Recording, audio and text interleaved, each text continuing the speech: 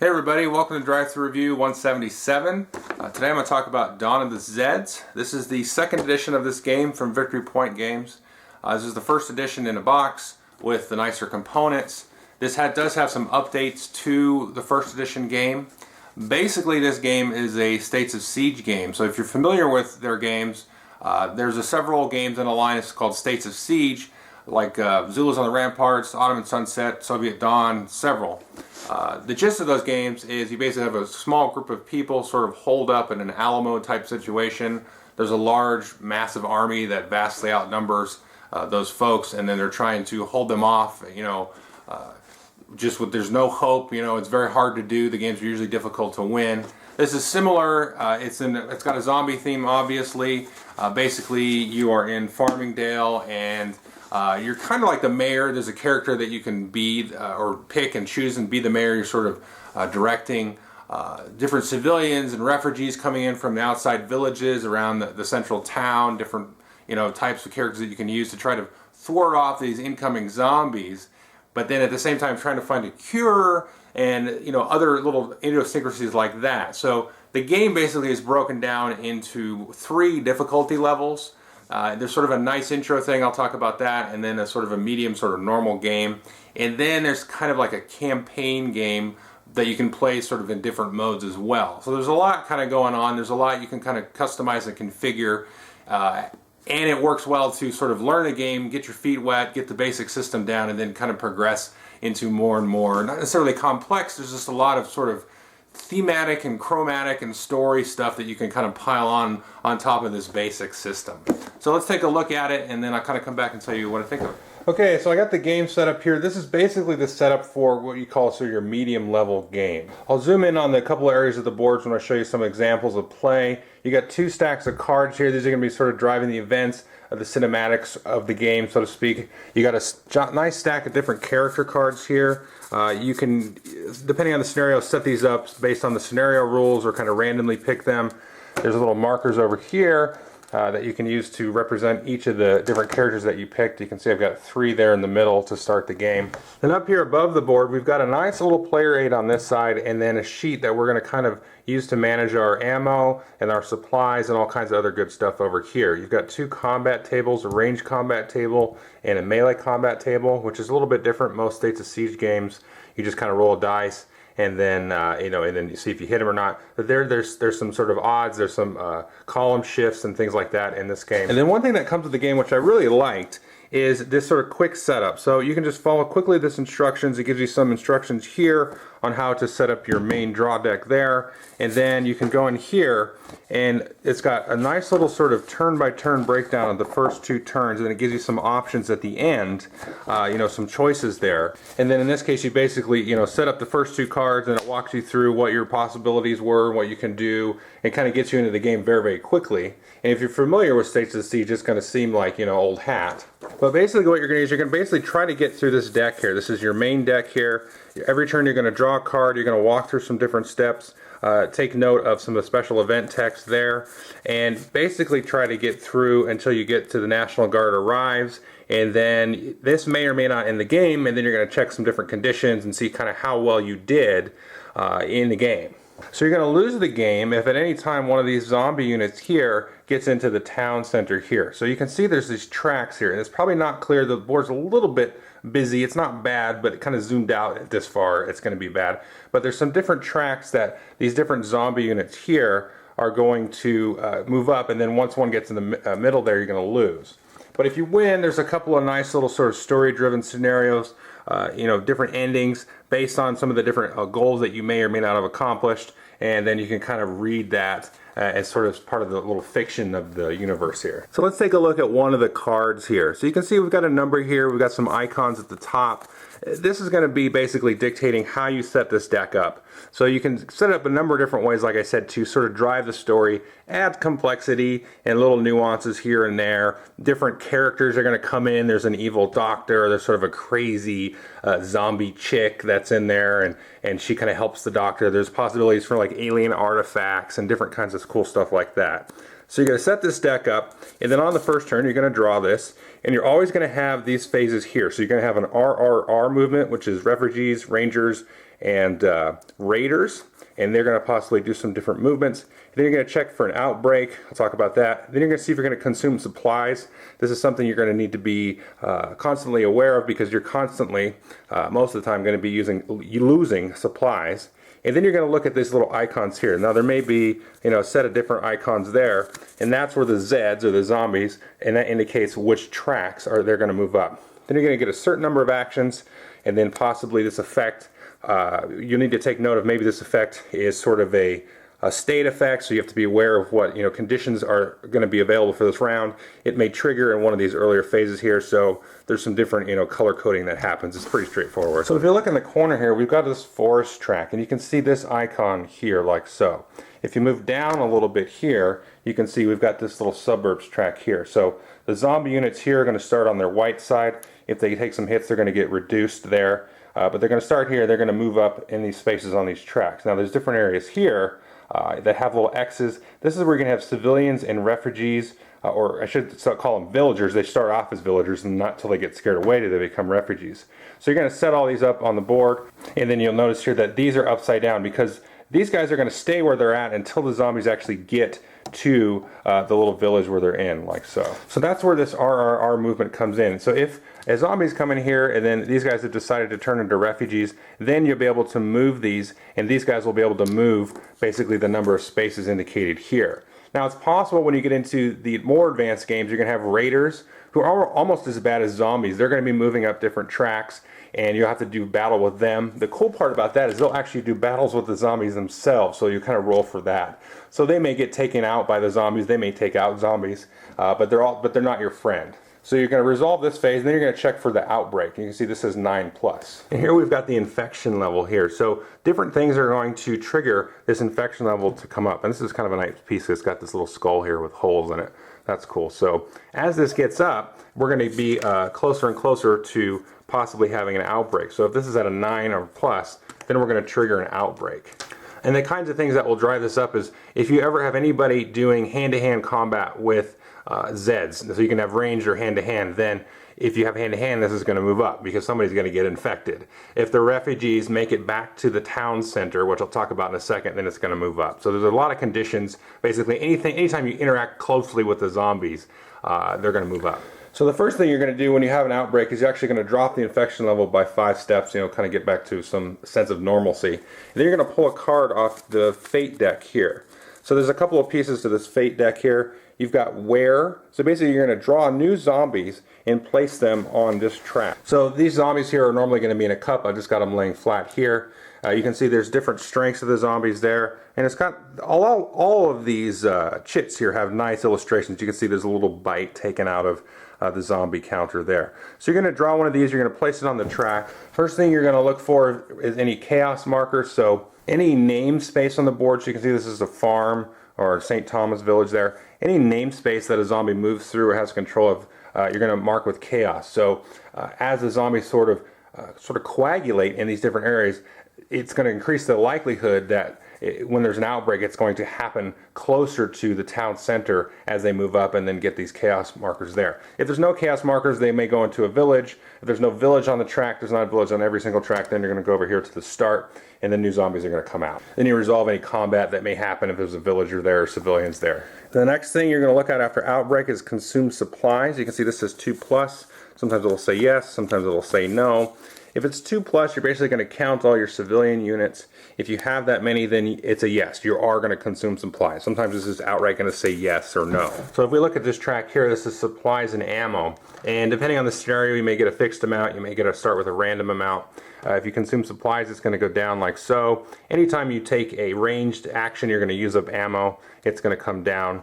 One of the actions you can do is you can actually roll and check a forage table and then try to find more ammos and more supplies. And you're going to be needing to do that a lot. And the rule book actually mentions that several times, that you don't want to ever forget that, because if you run out of this stuff, then a lot of bad things are going to happen. First of all, if you run out of ammo, then you can't use any ammo to shoot stuff. If you run out of supplies, basically you trigger a supply action, you don't have any supplies left, you're going to have to apply a hit to one of your units on the board. And then after consuming supplies, you're going to move the Zeds. Again, you're going to look for the track that matches the icon there. You know, you maybe get a multiplier of 2, you maybe multiple tracks. You're going to move all the Zeds on that track because there could be more than one because you've had, you know, these fate cards come out and supply the board with more.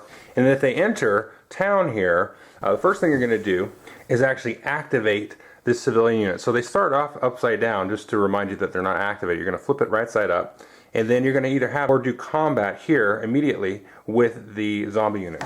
So let's take a look at how melee combat is resolved. So you can see this civilian unit has a strength of 3, and this zombie unit here has a strength of 6. So you've got 2 combat tables here, ranged and melee. So in this case, the zombies are the attacker. So let's take a closer look at this one. So you're always considering this table from the perspective of the attacker. And you probably can't read this here, but we basically have 6 columns here, 7 columns. You've got 1/3, 1/2, less than, equal to, greater than, double, or triple. So you take the attacker attack value, in this case 6, compare it to the defender's value, in this case 3. So they are double. So we're going to go to the double column. We're going to roll 2 dice in this case. We've got 5. So we're going to look at 5 and 6 over to here. And so this will inflict 1 wound on the attacker and 2 wounds on the defender. And the number in red, that unit, the attacker or defender, is going to have to retreat. So if we had a lot less of better of a ratio, then it's possible that, you know, in this case the attacker would take 4 wounds and, you know, the defender would take none, and the attacker would have to retreat. So you just quickly roll, look at the odds, and compare it to what the results are. Now there are some modifiers and things based on player abilities, and if you've created the super weapon, that'll shift the table odds. You can build these cool little barricades here, and you can see that has a little 2-column shift to the left on it there. And these are cool. You can actually stand them up like that. That's kind of neat. And so in this case, if we built barricades, then we'd shift it 2 columns to the left. So instead of a 1 and a 2, it'd be a 2 and a 1 in favor of the defender, and the attacker would retreat there. So how are you going to apply hits? Well, when you apply hits, you're going to apply hits differently for the Zeds and the civilians as well as the heroes here. So heroes is very simple. You take a hit once, you flip it over, you take another hit, and then you get rid of it. It's dead. The civilians are going to be a little bit more absorbent because there's more people, I guess. And so the first hit, you're going to place the casualty marker on there. Second hit, you'll remove this, flip it over. Next hit, you'll put the casualty marker on. Next hit, you remove it, and then get rid of it. So basically casualty, flip, casualty, get rid of it.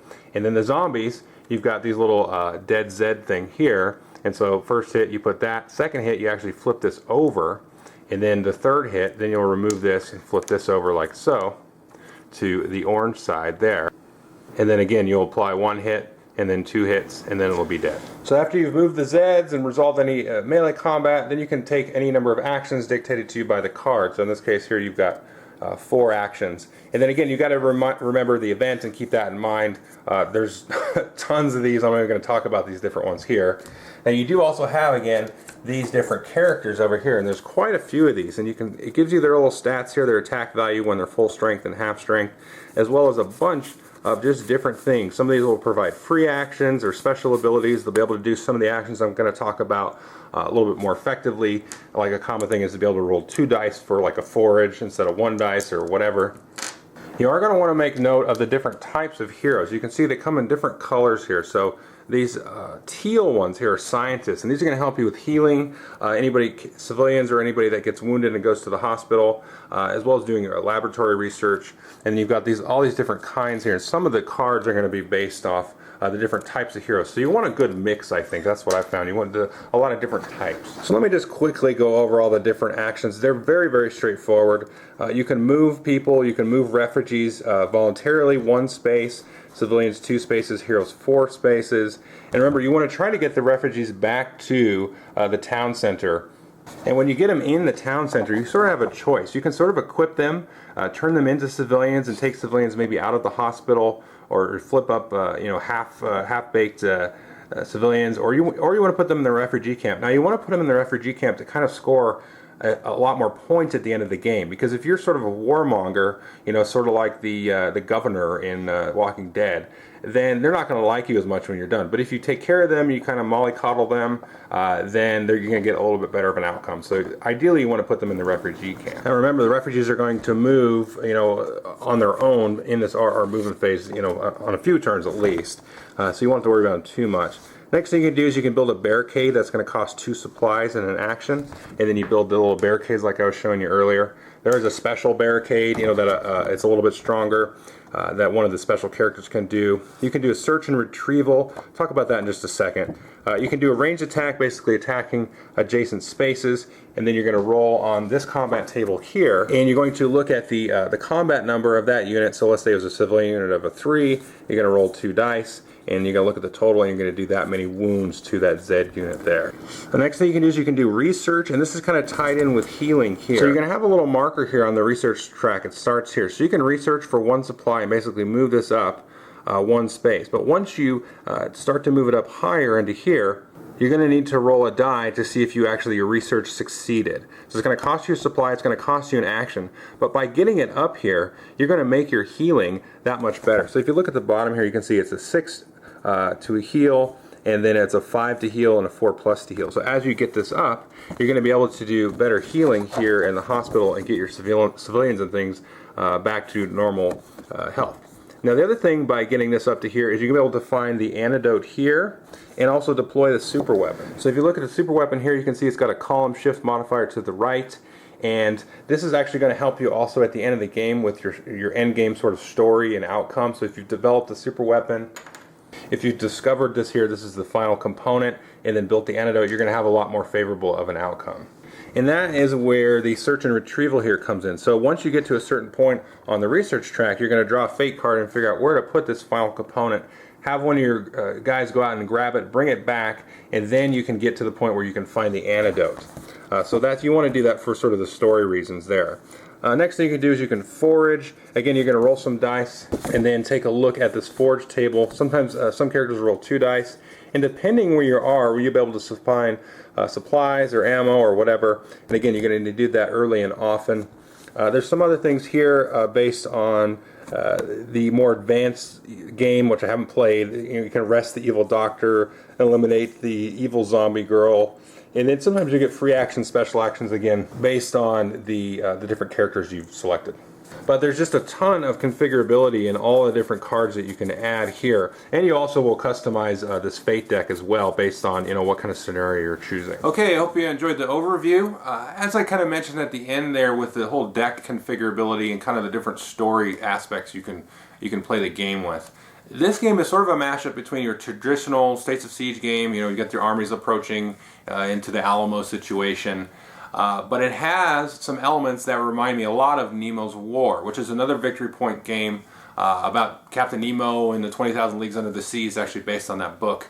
And you're kind of going around trying to put out fires, kind of like in this one, but also trying to get some other tasks done, not just keep everybody out of the town center. Like this one, you've got to find the research, you've got to deal with the refugees, and there's a real good choice there before to rescue the refugees or make them fight for you. So it's got a lot of other elements on top of that core system to make make the game a lot more engaging. And it does do a good job of bringing you into the game. I really like that walkthrough scenario to really just kind of get you going. It's a very short scenario, and it really just is because it seems daunting at first. It's a large rule book. It's got all the different things to configure the game in all these different ways. Lots of different units. I mean, I didn't even talk about some of the Super Zed units that come into the final scenario, especially some of the units that come in with the evil doctor guy.